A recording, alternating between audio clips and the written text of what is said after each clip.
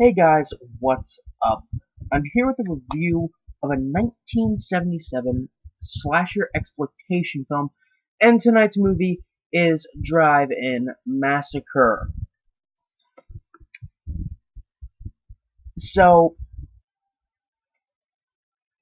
this movie is about two police detectives who are trying to catch a serial killer who is killing people in a rural California drive-in theater randomly with a samurai sword. Now, there's no rundown. I did not write a rundown for this one because I really just didn't feel like writing one. I only got like 2 or 3 hours of sleep last night. I just needed to watch this movie and then write what I thought of it. So, Drive-In Massacre. Badly acted, badly written, badly shot, badly lit. The picture quality in the film is on par with the picture quality of Begotten, except this movie is a lot more entertaining and interesting than Begotten, but then again, that's really not saying much considering Begotten wasn't interesting or entertaining at all. Um, the effects in the film are decent, but that does not make up for how boring and slow this movie is. While this movie is only 74 minutes long, which I mean, that really isn't that long, but it's still pretty bad. I mean, it's not bad enough to like put me on a rant, like piss off kind of bad, but it's the kind of bad where like I can't even explain it. Really, um, the film is terribly annoying with its music. Probably some of the worst music, well, most annoying music I've probably ever heard in a horror film. Well, not the most annoying, but pretty bad music.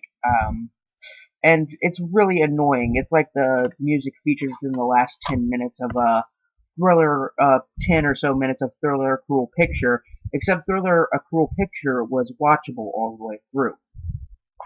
Um,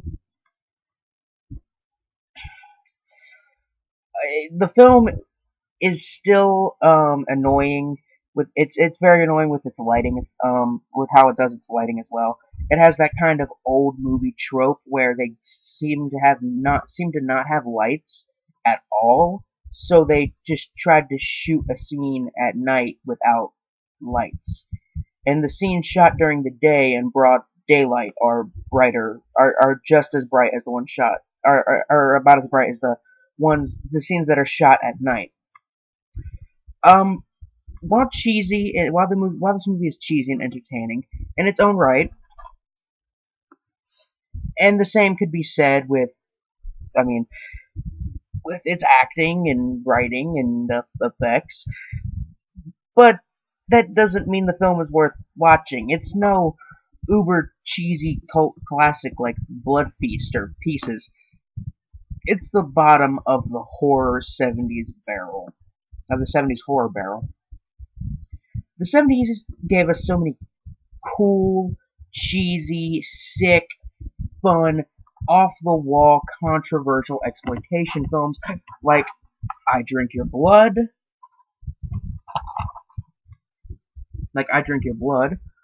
or, as stated earlier, Thriller: A Cruel Picture. And this is not one of those. This is one of those films that got buried under these ones.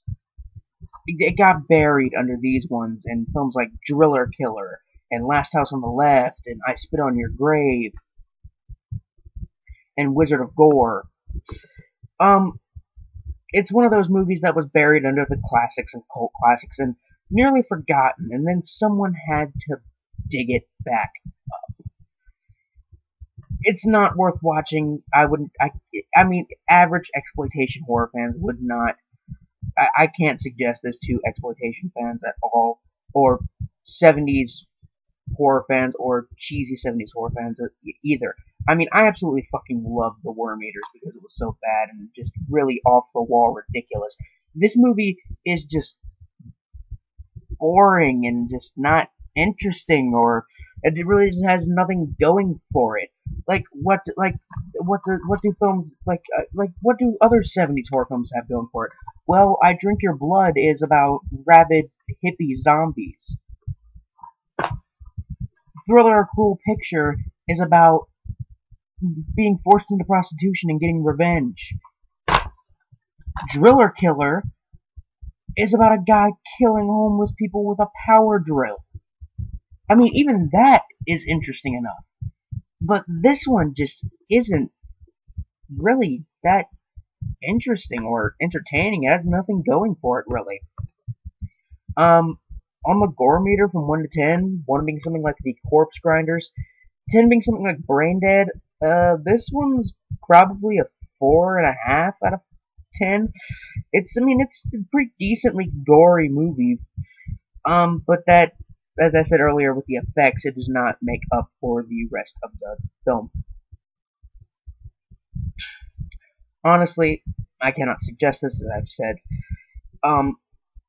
It's kind of one of those films that tries to be a half slasher and half kind of whodunit mystery film, and it really just only gets halfway there for both of them. And it's not the worst movie I've ever seen. It's not the worst 70s movie I've ever seen. I've definitely seen worse movies from the 1970s. But this one's pretty up there, I'd have to say. 1 out of 5. I'll give him a 1 out of 5 for at least trying. Anyway, guys, I'm Biscuit Boo, 6'9", signing off. Peace.